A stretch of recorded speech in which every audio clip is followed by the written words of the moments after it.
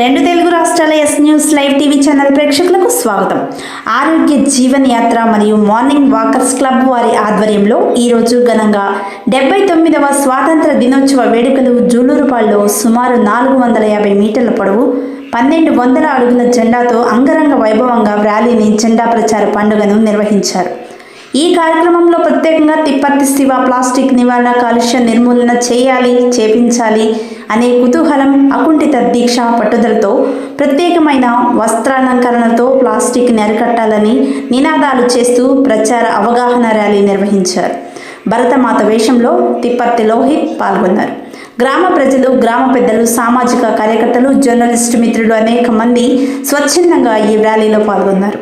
Morning walkers మరియు ఆరోగ్య జీవన్ యాత్ర సభ్యులు ప్రజలందరికీ 79వ స్వాతంత్ర దినోత్సవ శుభాకాంక్షలు తెలియజేశారు.